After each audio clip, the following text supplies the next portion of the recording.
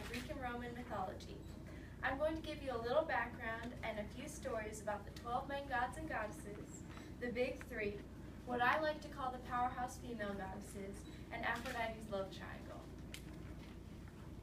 We'll start with the 12 main gods and goddesses.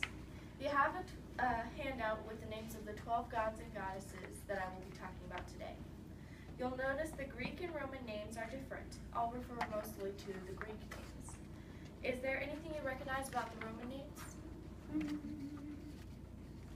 Planet. Yes, that's right. Our planets were named after those Roman gods and goddesses. The big three, which include Poseidon, Zeus, and Hades, or Neptune, Jupiter, and Pluto. Poseidon is ruler of the ocean, Zeus of the land and sky, and also over the other gods and goddesses, and he also rules over the mortals. Hades is ruler of the underworld. These have more power than any of the other gods and goddesses, but are equal to each other. However, Zeus is ruler, and I'll tell you how this happened.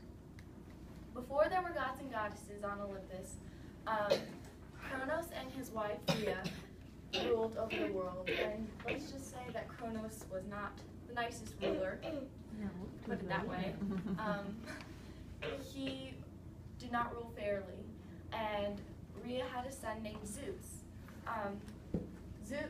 Kronos was afraid that Zeus would overthrow him one day and want to rule instead of him. So he decided the best way to eliminate him was to eat him. But Rhea loved Zeus, and so she wrapped up a stone in baby's clothes and gave that to Kronos, and he swallowed that thinking it was Zeus. Zeus then grew up and overthrew him and started ruling more fair than he did. Which do you think you would rather rule? That guy or that guy? I'm just asking. The other guy. Okay, here is a story of Hades and how he actually ended up getting a wife, because, I mean, would you want to marry the ruler of the underworld? Just asking. Demeter is the goddess of grain and farming. Her daughter is Persephone. When Hades saw Persephone in the fields, she was so beautiful that he instantly fell in love with her. He created a crevice in the surface of the earth and flew a chariot up through the crevice and kidnapped her. He gave her 6 pomegranate seeds, which was the equivalent of 6 months, and that was how long she was forced to stay in the underworld with him. She had to stay 6 months. And that made Demeter so sad that during these 6 months she let the crops freeze over and the earth be barren, which is how the Greeks believed that winter came to be. Next I'll be talking about what I like to call the powerhouse female goddesses, which include Hera, Athena, Artemis, Demeter, and Aphrodite. Athena has an interesting story. She was actually born from Zeus's mind. I will not be telling that today, but you can look it up when you get home. I ran out of time. Artemis has a twin brother named Apollo. They are very different, but they are very close to each other. But I want to tell you the story of Queen Hera's jealousy. If you look on your sheets, it gives some facts about her. One day, Hera saw a cloud near the earth where it shouldn't have been. And since her husband Zeus was ruler of the clouds and lightning and thunder, she assumed that it was probably him, and she was very jealous of any of his mortal wives, so she did not want him anywhere near them. So she went down and she saw him with a young cow, which was actually a young girl named Io that he had just married. But he heard his wife coming, so he didn't want her to know that. So he changed her into a cow. But Hera suspected that that was probably not just a cow. So she asked Zeus if she could have the young calf, and he could not deny such a simple request for fear of her discovering. So he gave her the young cow, and she tied it to a tree, and had her faithful servant Argus, with 100 glowing eyes all over his body, keep an eye on the cow day and night. When he slept, he only closed 50 of his eyes, and the other 50 remained watchful of the cow.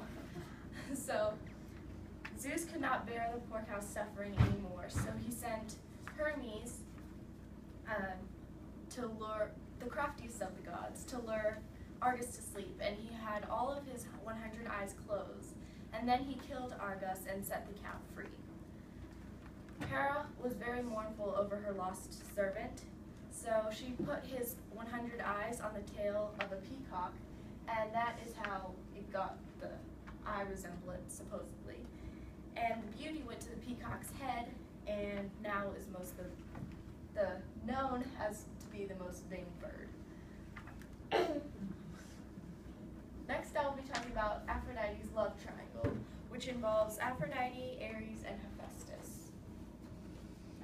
Remember, Aphrodite is the goddess of love and beauty, and she is married to Hephaestus, who gets down and dirty with the ironwork and is the only god to be considered slightly ugly. Enter Ares, handsome war god, very vain and extremely violent. Aphrodite is married to Hephaestus, but she is not committed to him. The only reason she really married him is because when she first came to Olympus, Zeus was afraid that the male gods would fight over who would get to be her husband. So he had just gave her the most loyal and kind god, which was Hephaestus. So she's not committed to him. She's drawn to Ares because love and war just kind of go together. My conclusion.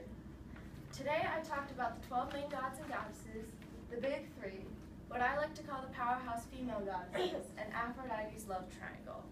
I hope this has inspired you like it has inspired me to read more and study about Greek mythology. I also have some book suggestions up here that you can get easily on Amazon or online. I love all of these books. My favorite to inform me is probably the Greek myths, the big one, and my favorite to read on my own time is Percy Jackson series. I hope this helps.